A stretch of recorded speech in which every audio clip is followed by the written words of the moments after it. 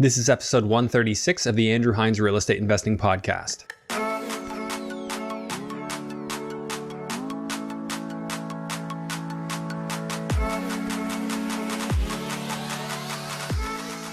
Welcome to episode 136 of the Andrew Hines Real Estate Investing Podcast. Today I have Julius Van Rooyen on the show. Julius is a man who was born in Australia and then he moved to the United States where he met his wife and now he's living in Florida. I actually met him down there when I was staying in the Naples area and we went to a local RIA meeting, which is just a real estate investing meetup. We started chatting real estate. We started talking about flips, and this was a long overdue episode of just having Julius on to talk about his story, to talk about what it is that he's doing and how he's profiting extremely well in the high-end flipping game in Cape Coral, Florida, and in the Fort Myers area. In this episode, Julius discussed how he was able to turn over $500,000 of profit on multiple properties. Now, he does have a few partners that are involved in this, but it's ultimately a scenario where he doesn't really have to put any money in. He's really just finding partners, and then his other partner is working the deals, and then, of course, they have a money partner. So it's a three-way partnership that seems to work really well, and he's churning out a lot of properties. He says he's completed about 8 so far.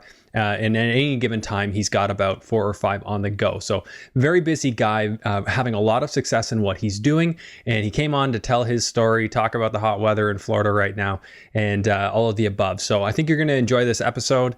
Just before we get into it, if you haven't already grabbed yourself a copy of my cash flow sheet, you can actually get that on my website at andrew-hines.com.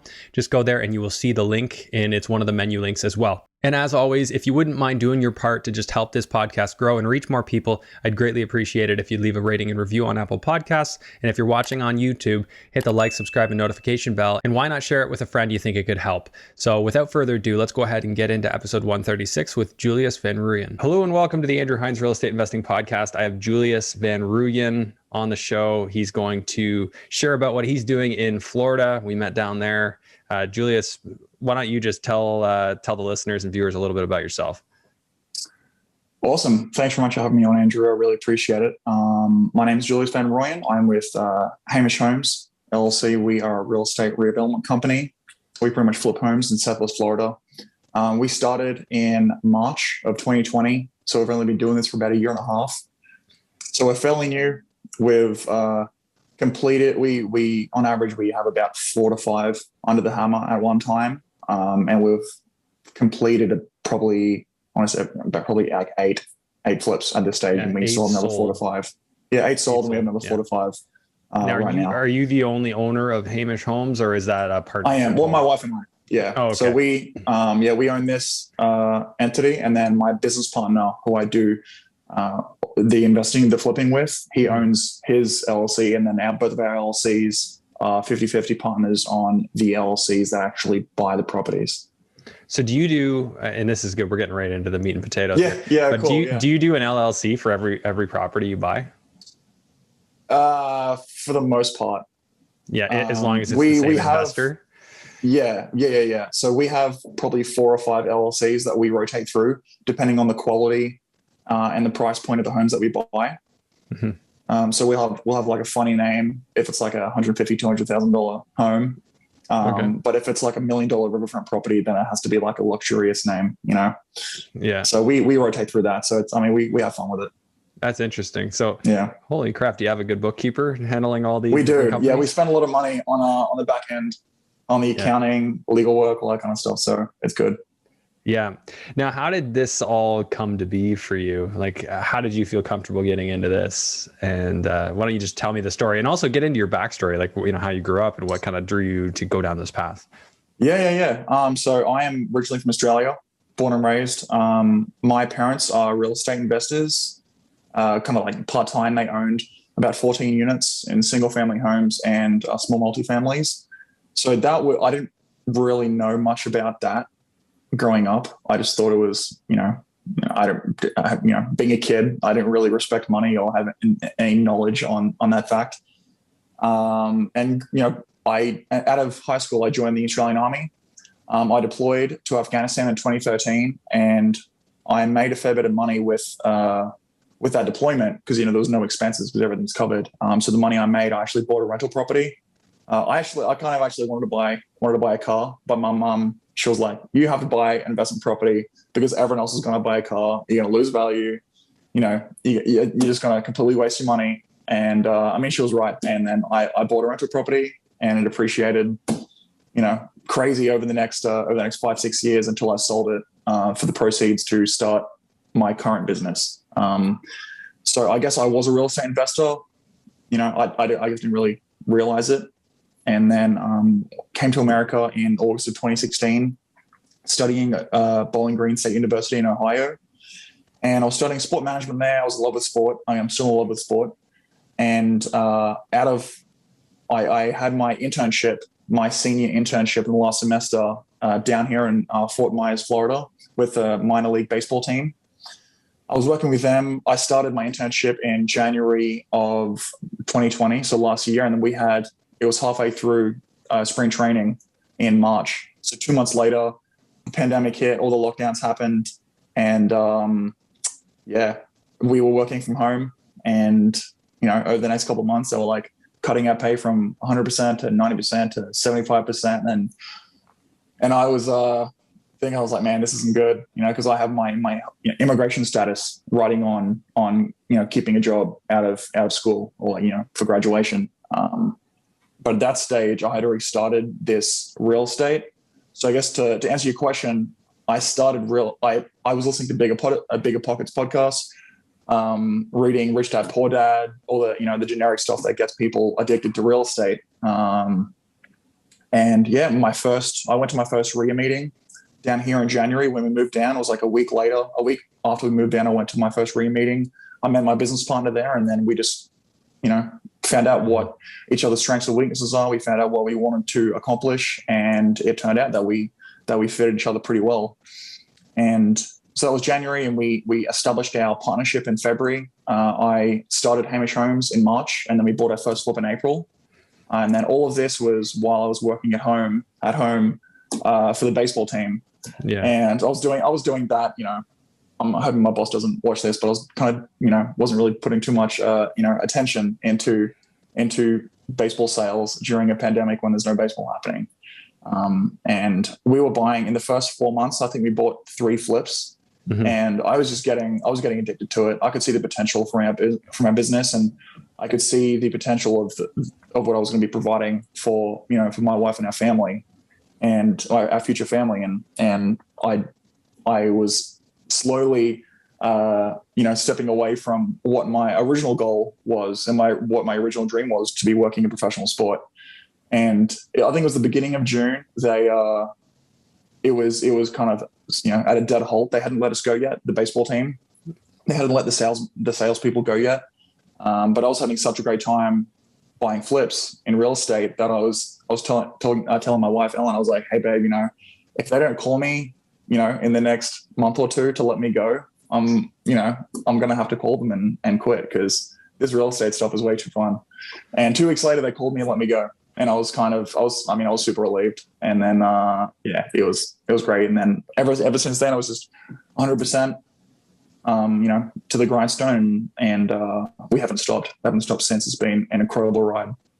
Yeah. You've been buying a lot of different properties. I know it's actually inspiring to see how fast you've gone, and just constantly keep buying more and more.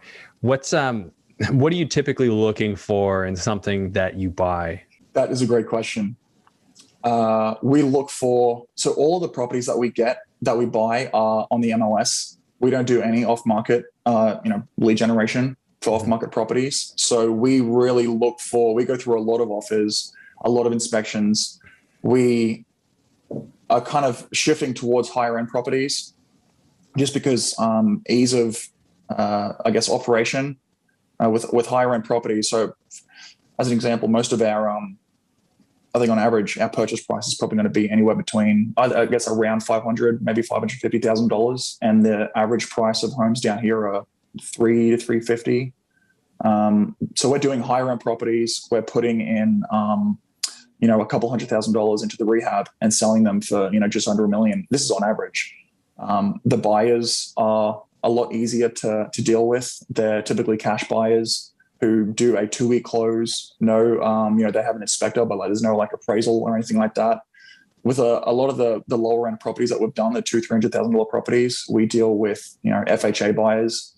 Well, there's a lot of red tape that goes into that process, and you have the appraisal has to be like on the dollar. The inspections are a complete nightmare. If a gutter is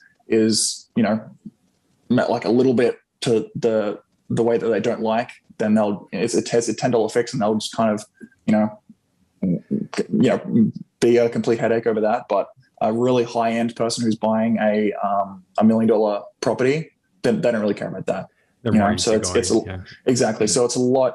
We've tended to, as we've started, we kind of did a huge wide net and bought high-end properties, low-end properties, middle of the line. And as we've gone on, we've realized what our niche is and what we're really good at, and that's high-end flips. So it's been working pretty well for us so far. So I don't see it stopping anytime soon. I would agree with you that, the higher end home buyer, like I've often thought about that, like who do I want to be selling to? Like I'll think about that before I start anything, because I don't want to be selling to people who are going to nickel and dime me. Yeah. And that's why I don't like selling on like Craigslist and Kijiji. Like if I'm prepared for it, it's fine. But, it's not something I'd ideally like to do. So when I was flipping a lot of properties, I was actually flipping investment properties, and they were with cash flow. And most of the buyers wouldn't even negotiate the price at all. They would just say, okay, that's the price. Really? Yeah, all right. Yeah. I just tell them this is the price. And, like it wasn't even a question. It was just about, are they going to buy or aren't they going to buy? Yeah, exactly. And like the biggest thing was like the appraisals for us. Sorry about that. Was the appraisals in the low end. We have a property that we're putting on the market. It's a regular 1,600 square foot house, no pool, no canal. And it is like a $299,000 house, and we get an offer first day in the market. It's like $279. A 60-day close, like just full inspection, appraisal, contingencies. And with the market that we're in right now, the appraisers are 2-3 months behind of where all the sales are. So when we get the appraisal back, 9 times out of 10 on a low end property, it's going to be, $30,000 lower than what the actual value is. So that's a huge headache as well at the end of it. So that's why we've kind of gone for the higher end properties. Interesting. And what are you finding it like in terms of grabbing a property right now? Are you still able to go in and with conditions, like an inspection condition, and do your due diligence before you firm up your purchase? Yes. So we typically go under contract just because of how crazy the market is. If a property is on the market and we inspect it and we do our own analysis and we figure out if the property is right for us or not, then the property is already gone. So we typically go under contract. If we see a property that we really like, do a quick, 5-minute desktop analysis, have a look at the photos, just a basic outline of what we think the budget's going to be, what we can sell it for. Then we'll make an offer, we'll negotiate, we'll put it under contract, and then we will, over the next couple of days, we will, inspect it, bring our general contractor out so we can do a budget. And then that all happens within probably 3 or 4 days. And we usually have about a 7 to 10 day, depending on how we negotiate it, a 7 to 10 day inspection period before we commit to the property. So give me an example. Like what would you be offering on a property? Like, is there a recent one you could share? We could just kind of walk through the numbers of what it looks like. Yeah. So we bought a riverfront property. So this is one of the higher end ones. Is that okay, or do you want like an average run of the mill one? Whatever you want. We could do both. So yeah, do you want to do a high end one and then we can talk about an average one after? Yeah. So the high end one, I think this is a bad example because this one was on the market for about 6 months. It was way overpriced for where the market was 6 months ago, and the seller was actually a realtor. So he was being a complete nightmare. He was, trying to nickel and dime everyone, and it was on his terms, his way of the highway kind of thing. So it was a complete nightmare for investors because his house wasn't in a great condition. So you're not going to have an end buyer buying a dumpy $1 million house. It's not going to happen. So we got on a contract, and I think it was a 10-day inspection period. I think it was just a regular 30-day close because we work with a hard money lender.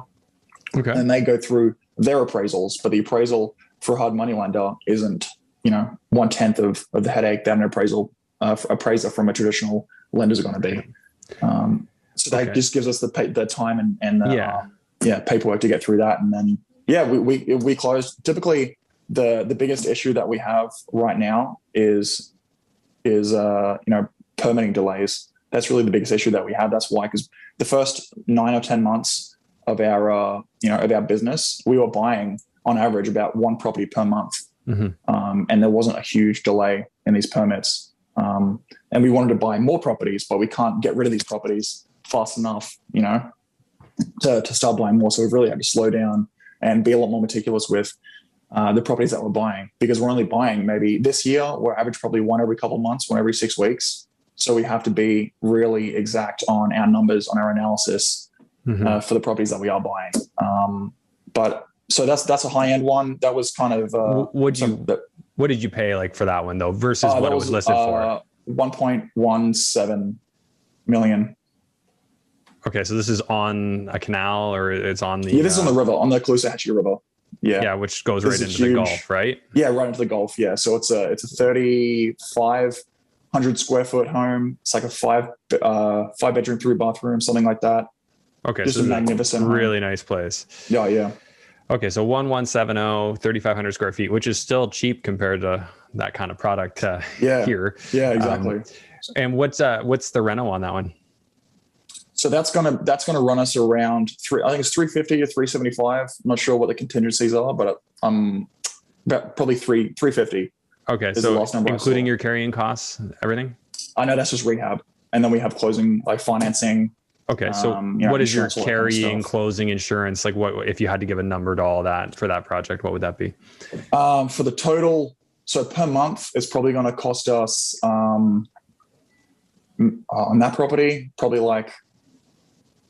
The longer we hold on to the property, the more it costs, especially with the financing and everything.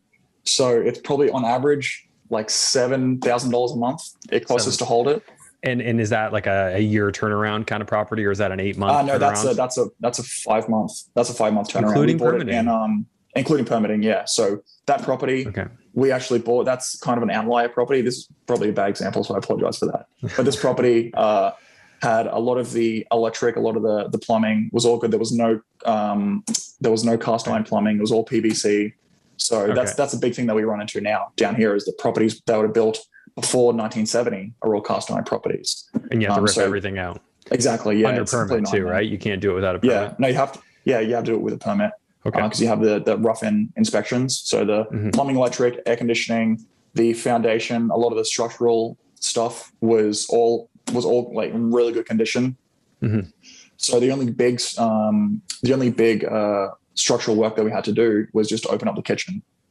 Okay. So really the $350,000 in rehab, that's just going to a lot of cosmetic stuff, lot of cosmetic stuff. So we didn't have to wait on a huge amount of permits or a massive, GC permit, just because it was, we didn't need to. Everything was already done. Okay, so you just get a permit for the kitchen, which doesn't require like a GC permit. We did a permit. I'll have to double check with this, but I think we did get a GC permit.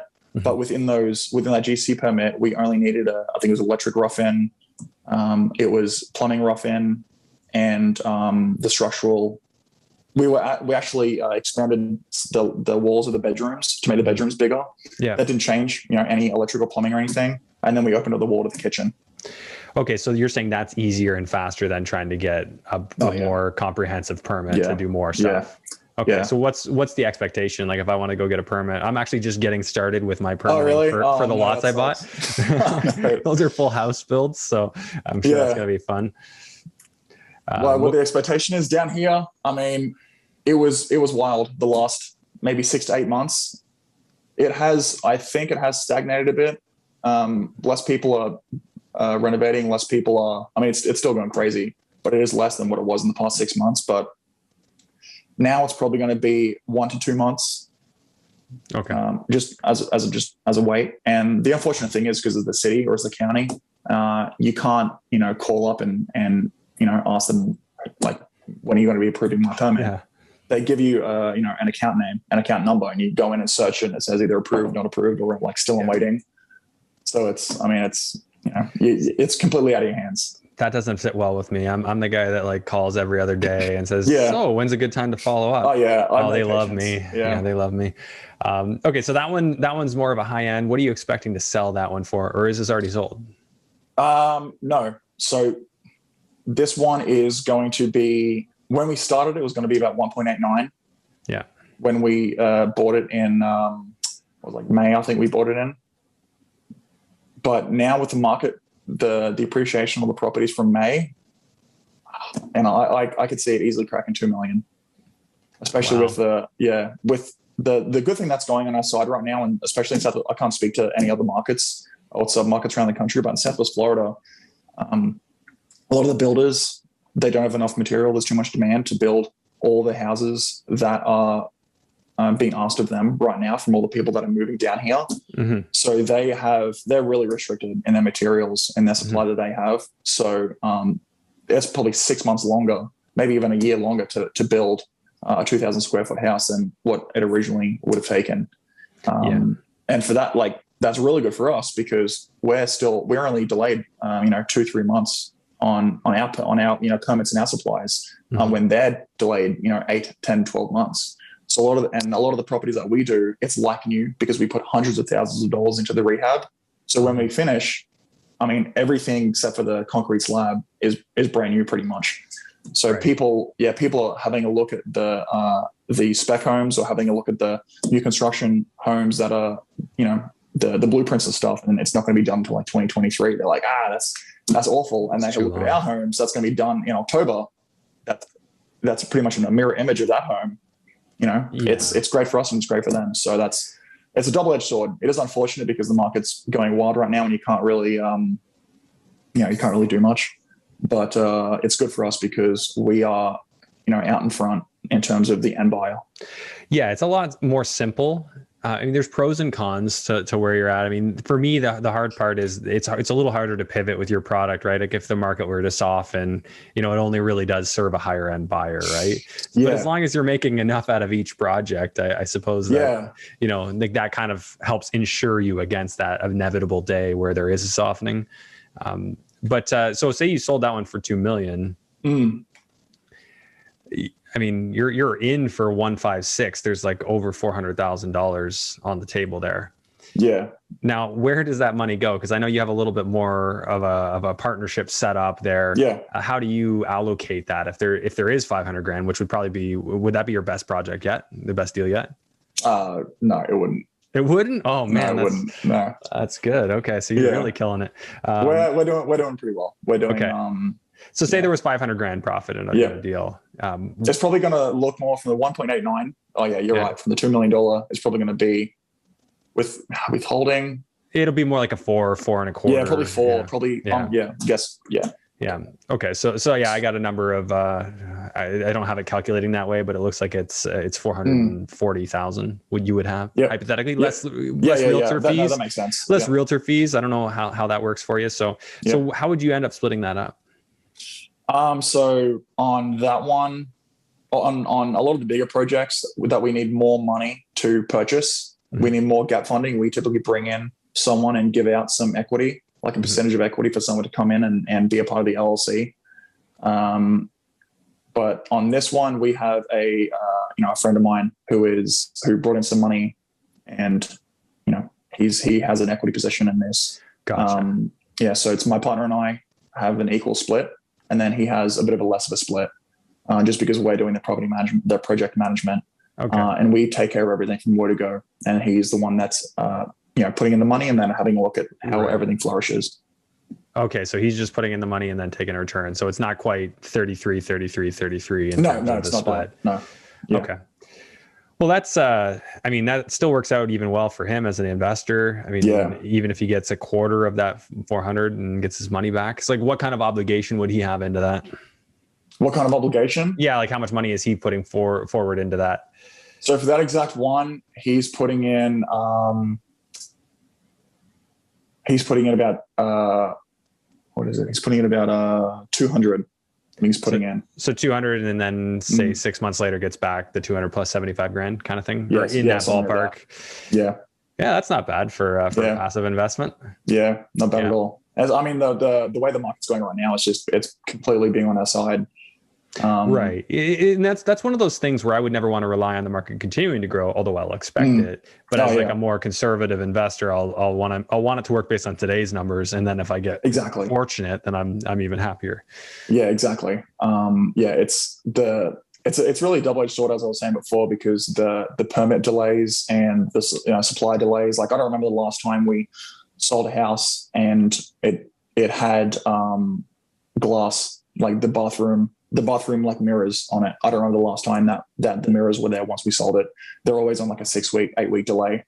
Really? Because you're doing custom glass, right? You're not just going to Home Depot and getting prefab. No. Yeah, it's for the higher end $600,000, $800,000 $1 million properties we're selling. Yeah, we're putting really nice mirrors and the glass work, and that takes a while, especially with all the demand happening. But like those delays, that's delaying us from getting our profits back and reinvesting it into more properties. But at the same time, the wait, like the 3 or 4 months extra that we're waiting for these properties to sell, is that much appreciation, is that much more that the properties are worth at the end of the day. So while it does, it is unfortunate that we are waiting for months longer for us to get a paycheck and for us to rotate our funds and buy more properties. We are making a lot more on each property. So I mean, I can't complain, but I will complain. the benefits of being in a hot market, right? Exactly. That I can relate to here. Like, just time seems to have solved all wounds for so long. Oh yeah, but, that's the best thing about real estate, is that it's so forgiving. It is forgiving when things are good, right? That we all say that if we're in a market like down in Florida, I noticed a lot of people, they know what it's like to lose a lot. Right? You've obviously heard that at the RIA meetups where guys are saying, well, we saw 2008, it wasn't the same here in Ontario, like in Canada. Oh, really? Yeah. We didn't have that big drop. Whereas down in Florida, they had, they had properties that were worth 350 go down to 35. Oh yeah, it's wild. Yeah. So those people still remember that, right? Like, and they don't have that real estate's easy. Like, I don't know if you're getting that sentiment a lot down there of people that are just very uneasy about the way property values are appreciating right now. Yeah. I mean, we can talk about this exact thing for a long time, but you have a lot of people who have experience. So someone who, like me, who has done this for 5 minutes. I haven't experienced, even though I did see my parents go through it in 2008 in Australia. I haven't experienced it myself. I haven't seen, our properties drop by like 90% in value. But yeah, a lot of the guys who I'm in the RIA meetings with, they, warn us, especially like what we do, the high-end properties, what we do. And they're warning us, but there are a lot of other factors that come into it and why this market is different than the 2008 market. Like down here, I'm going to quote Jeff Tomborello, who's the speaker, and he runs the Southwest Florida Real Estate Investors Association meetings down here. And he every meeting he brings up the liquidity in the market from the website of the statistics, whatever website it is. But in 2000 and 2007, 2006, when the market was red hot, the liquidity in this market, so the amount of people. The amount of purchases that were happening that were cash purchases, I think he said it was around 5%. The amount, so everything was like fully leveraged by the banks. It was 0%, like Pulse, a heartbeat loan, I think is what they called it. But now, 44% of the purchases happening here are with cash. So it's a highly liquid. It's a very low leverage market here, which is going to be a really good saving grace for when that market does take a turn for the worst. If and when. I mean, eventually every market corrects, but how much is it going to go up first? It's tough to say. Like I'm, my response to people who said that in Florida is, you haven't seen Ontario. You get a couple of years of a bull market that's pretty aggressive growth, and they think that the sky is going to be falling. I don't see it that way, because the relative price point in your area is still quite low compared to a lot of other markets. Because like Cape Coral, because we do most of our flips in Cape Coral, and I think I saw yesterday, that's the 11th fastest growing city in the country. It's like there's so many people moving down here, and the people can't build fast enough. They can't build homes fast enough. And I mean, I don't see, even if the Fed increases their rates by 1%, I don't see the market dropping drastically. I do see it stagnating or maintaining, but I don't see it dropping just because of the huge migration patterns coming down here. It's hard to know anything for sure at the end of the day. Yeah, this is guesstimate. Yeah, exactly. So if I were in your position, for me, I'd just be looking at it kind of like a self-insurance plan where we're making some pretty good money out of these deals and then sink it into, income producing properties, sink it into things, and then have some cash aside in case the worst does happen one day. Yeah. Of course. As long as you got it built into your business plan, rock on. Like that's kind of how I look at it. Are you buying investment properties down there yet? I know we talked about this a little while back, but yeah. We have a duplex, my wife and I, cute little duplex. But we have discussed. I've had plans of buying rental properties in state and out of state for a few months now, and that would have come to fruition if it wasn't for the 3, 4, 5 months in permitting delays. Yeah.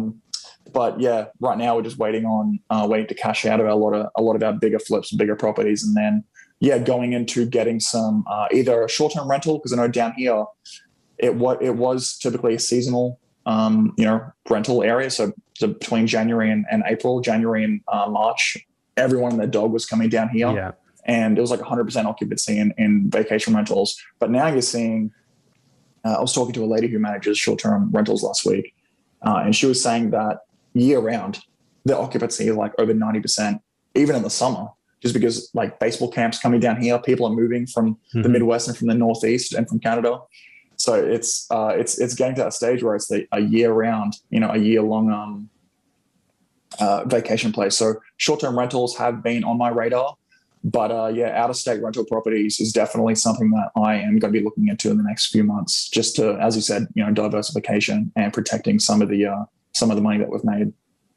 Yeah, it's obviously got to be a multi-pronged plan. I like the short-term idea down there, and I was watching it, and in the traditional numbers of short-term don't make sense when you look at the current prices of those products. But people have been saying, well, something's different. Something's different. The demand is higher. And I know my mother-in-law, she's got a bunch of properties in Fort Myers Beach, and they're all on the ocean. Wow. And the change that she's seen in terms of occupancy, as soon as it was like, what was it? It was April of 2020 where everything got shut down. Yeah. And so that was like a big dark spot for a lot of people. But then ever since then, it's just been this like pent up demand of everyone wanting to get away. It's so funny you said it, because like we moved down here last January, and it was so busy when we got down here. And then April, May is when everyone started, heading back up north, and the roads just like, it was like Moses in the Red Sea. There was like no cars on the road. Well, not no cars on the road, but like there was so much less traffic than there was in during season. And then season came and it was packed. And I was like, oh man, I'm so excited for summer to come. So there's no one on the road anymore. And April came. I was like, okay, cool. I'll still see the same amount of cars. May came. I still see the same amount of cars. And June came. Still seeing the same amount of cars. So I was like, it's no one's busy leaving. all the time now. No one's leaving. It's I mean, it's good because people are seeing the what Southwest Florida has to offer, which is good. Yeah, well, it's only going to get crazier and crazier, and that's good for us. That's good for the real estate area. I wish I was there. Well, I mean, it's still nice weather here, but soon enough, gonna want to be coming back down. But now with Jordan pregnant, that kind of changes things a little bit. Yeah, congratulations, by the way. That's huge, man. That's amazing. Thanks, man. Yeah, we're excited. It's just December due date, so it's like, really? What do we do with that? Yeah, right. Yeah, so we're kind of figuring out how to proceed with that one, but just in terms of your immigration into the U.S., you kind of have maybe a less than helpful response here, because you're basically married into your situation. Did you not? I have. I'm still in the process. As much as I do want to answer that question, I'm still in the immigration process currently. Oh yeah. I am being represented by an immigration attorney. Sure. So I would. You shouldn't say. Yeah, I shouldn't. Okay. That's all I can say. Yeah. Okay, no, that's fine. Yeah, so we'll let that one play out for you, and then you can tell us after it's all done. Yeah. I actually hired a guy as well and gave him a retainer. So we've talked through a process of potentially applying for a visa. And you think that'd be so much easier going from Canada to America than Australia to America, right? I don't think it's any different though. Aren't you a black passport coming from Australia? I don't even know what that means. Like your passport is actually black, like the cover of it? I have no idea. I haven't seen it in a while. probably green. Oh, you don't have know. you don't have your Australian passport anymore? I do, yeah, but I just haven't. Actually, I think it could be behind me. Yeah. It's like, I think like any treaty country, right? If they have a tax treaty, those are all pretty much the same. Well, I think it's because it's a Commonwealth country. Yeah, exactly. It probably is a treaty same. country. Yeah, Yeah, like same situation. Mm, Yeah, I mean, despite us being so close and like, land border shared, it doesn't really, I don't think it really makes much of a difference. But I mean, logistically, in terms of us just going there physically, it's a lot easier. But well, of course. So anyways, what's next for you then? What are you focused on right now? Are you lining up more of these big expensive ones, or are you getting some other ones? So we have we're actually closing tomorrow on a big golf access property in Northwest Cape. And then we have another one under contract, another big, I think it was $600,000 purchase price in closing at the beginning of October. Mm-hmm. So we still have things coming in. We are still working with different lenders to fund our deals, and we're still doing it as planned. I'm always thinking, I'm talking to people about what our like short-term goal is, what our short-term plan is, what do we see ourselves in 5 years or something like that. And I mean, if I look back 5 years ago, I would have no idea, even a year ago, like 2 years ago, I would have no idea that we would be seeing this much success and where we would be where we would be right now. Yeah. So I really, right now we're just keeping momentum and staying with what we're doing. And that's all. Just next step. It's just what's the most important next step for us. Mm-hmm. For me, it's raising money. It's raising private funds so we can keep our flips funded, keep our projects going. And for my partner, it's finding the deals and managing the project. So we're just going to keep doing what we're doing. And while we will be careful about a possible correction, we're not going to change course. Mm-hmm. We're just going to keep doing what we're seeing success in. So, yeah, I mean, at some point, everyone's got to put their faith in something, and there are tons of people who that's a calculated risk they're well willing to take, and it makes sense. As long as you go in with that understanding, it makes perfect sense. If you're borrowing private money, so I understand it's two-tiered, right? You're getting an investor in, maybe that investor's just lending money, or maybe they're actually partnering in. I think more often they're partnering in, but what is your hard money lender typically giving you on a property like this? They know you're going to do construction. Are they doing like 80% financing? And at what rate are they doing it? Yeah. So our hard money, we've worked with the same hard money lender from day one. Mm-hmm. So every property that we go with them, they give us a better rate as we go. So right now, this is a completely different rate to when we started. But right now we're seeing 85% of cost of total purchase and rehab. And the rate is probably like 8.5, 8.7, mm-hmm. maybe 8.8 interest rate, and 1.5, 1.75 points, something like that. So, and it's the draws. Actually, the most important thing for us is the interest rate charged on the draws, because we, doing a $300,000 rehab, we don't want to be charged the interest on the money that we haven't taken yet. Yeah.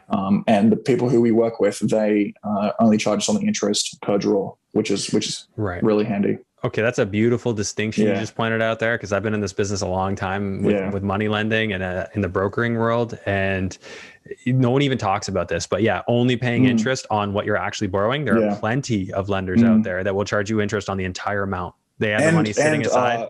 Not allowing us to get a second position either. So the two big things that we look for with hard money lenders is, as you said before, the charging interest on the draws and on the total loan amount. And the second position is allowing us to have a second position. There's so many hard money lenders out there who don't allow a second position.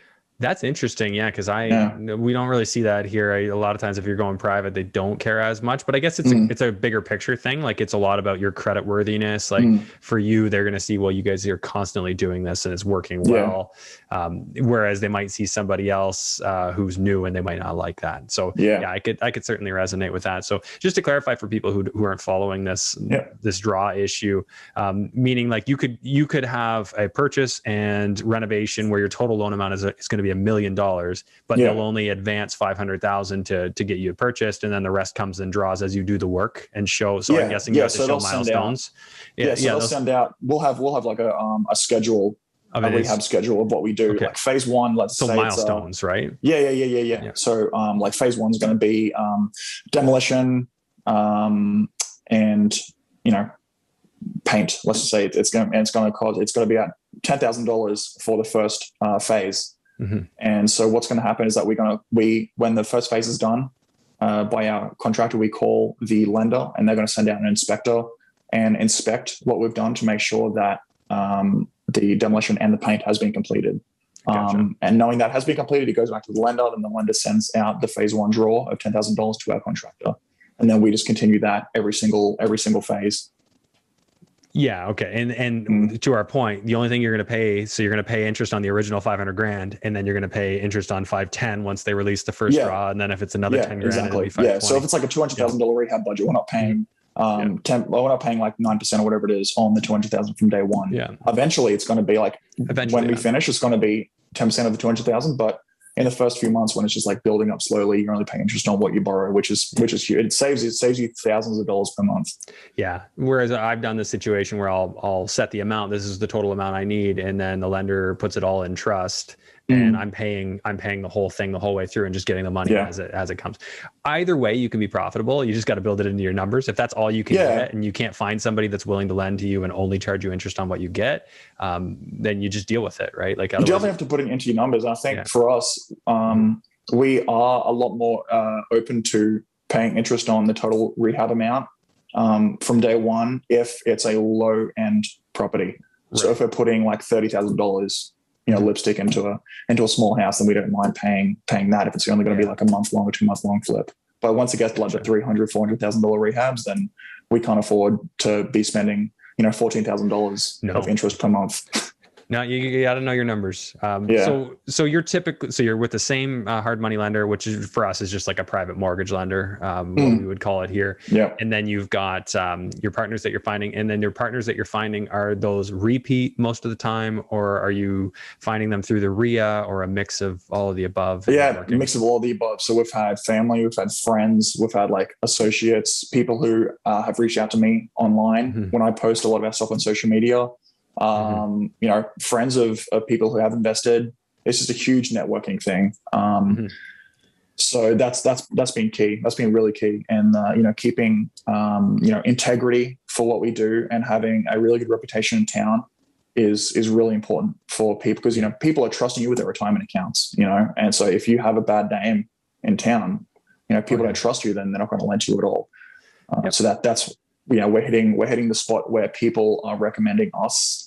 I get calls and texts, weekly from people who say, this person referred me, I have a retirement account with this amount of money, and let's talk investments. And that's amazing that we finally got to that point where our reputation is carrying us to, so private money lenders can fund these flips, which is amazing. And I've started, doing marketing, off market lead generation for lenders.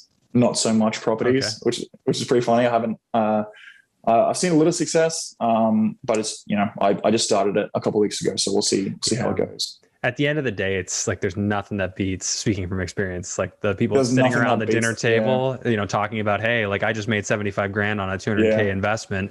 That guy is going to do all kinds of good for you, and you're money raising. And it's so much better when you can actually see the asset and see the property. Like I post photos of it weekly. People, our lenders FaceTime me and ask me to send them a video. I drive to the house 5 minutes away, do a quick recording, take some photos and send them the property. But if their retirement account is getting 5% on the S&P or whatever kind of stock it's going to get, that's you can't really go to the Chase Bank headquarters in New York and take a photo of that building, where your money is. So, I mean, it's people have a lot more emotional attachment to something if it's real and legible and, hard like real estate is. Oh yeah.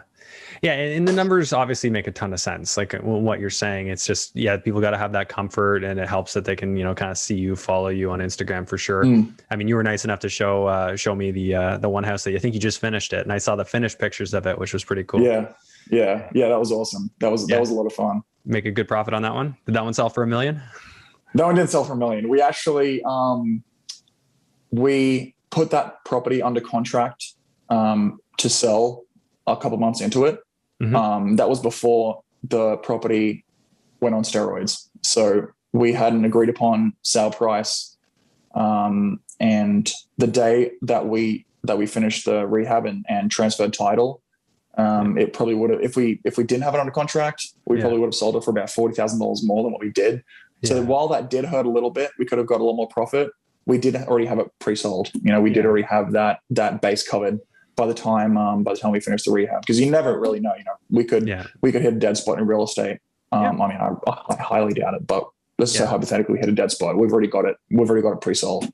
Well, I would want to have a really big deposit down there if I was taking a pre-sale. You know what I mean? Like that's the whole benefit, right? Because they could back out, right? It was a $50,000 deposit. Yeah, exactly. And can they get that back if they don't close, or that's like they can't get it back if they pull out. The only way they can get it back is if we breach the contract. Gotcha.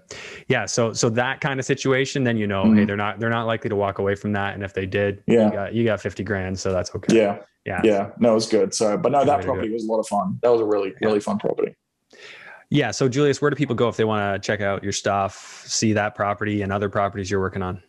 Yeah. I mean, I'm a pretty open book. Reach out to me on social media, my website, hamishhomes.com, HAIMISH homes.com, or they can reach me on Instagram at Julius Van Rooyen. I'm happy to give people, phone calls, happy to walk people through the process. If they're experienced or they're not experienced, I just love talking about real estate, as do you. Yeah. So yeah, it's always fun. And we'll have to get back out golfing again soon. Yeah. Has it been just like ridiculously hot there right now? It has. Yeah. It's been pretty hot. I mean, it's been pretty humid, and every day it peaks probably between 90 and probably between 89 and 92 around there. Okay. But I mean, it's never hot enough not to play golf. So I went out the other day and it feels like 41 degrees Celsius. I don't know what that works out. That's like 100 and that's really hot. Yeah. I've never sweat so much in my life. It was just like, it was almost too much. Like I was drinking 2 bottles of water per hole.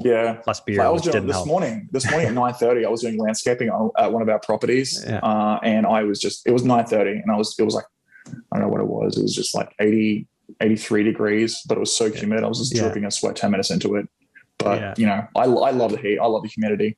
I won't complain about it because the cold we have to put up with here. I just rather have hot all year. Because I went to school in the Midwest, and you get those days in January and February, those 3 days in a row where it's like with wind chill, it's like 30 below or like 50 below or something with the wind, and you can't go outside. You can't do anything. Yeah. And it's like, screw this. Like I would take a 90 degree, 100% humidity day over that any day of the week.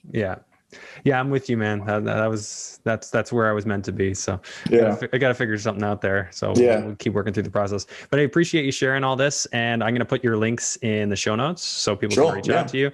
And any words of wisdom, people who want to get into the flipping game or just investors, what made it work for you? Some piece of wisdom you'd like to share. There's a lot of things I'd say. This is a huge can of worms. If I was to wrap it up, I'd probably say something like, just do it. There is no substitute for action. You have to do it. If you lose money in your first flip, then you've gained experience, you've gained networking, you've gained knowledge on what you're doing, you'll make money the next flip.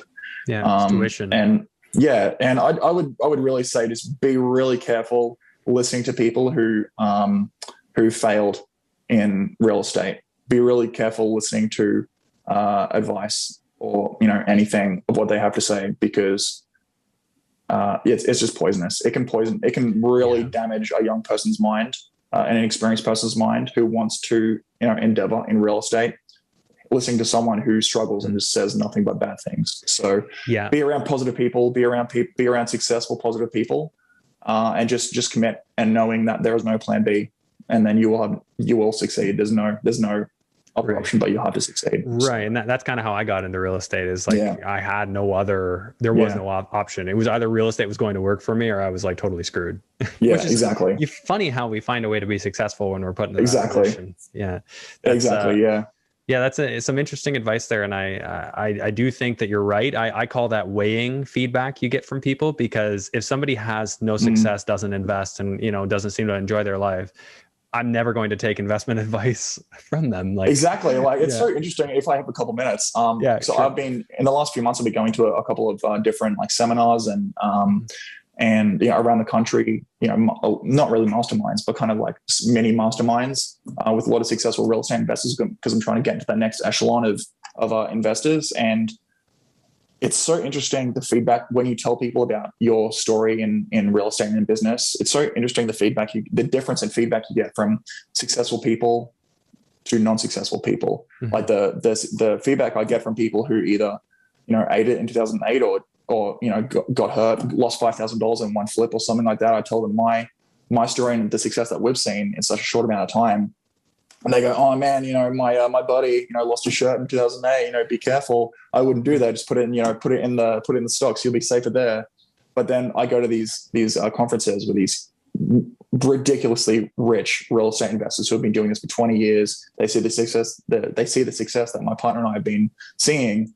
And they say nothing but positive things, not only about what we've done, but about the industry in general, and giving me tips. So he's like, "Oh, this is a fantastic thing you're doing right now. Yeah, you can also do this. It's night and day, the difference between the positive energy that you get in the negative, negative people and the positive people. So just stay around successful and positive people, and even if you're the dumbest, least successful person in the room, if you're surrounded by successful, smart people. A rising tide lifts all boats. So that's all it is.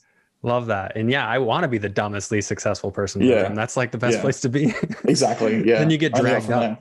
Yeah, exactly. Yeah. So that's awesome, man. Okay. Thanks so much. Really appreciate this. And we'll keep in touch. I'll shoot you some texts, because there's a couple of things I wanted to ask you about. And now that we're talking again, it's cued my mind. Sounds good. So. Anyway, thanks, Andrew. Really appreciate it. Thanks for tuning in to today's episode. Please make sure to share this episode far and wide. Help it help more people. I really appreciate you tuning in. Thanks. I'll see you on the next one.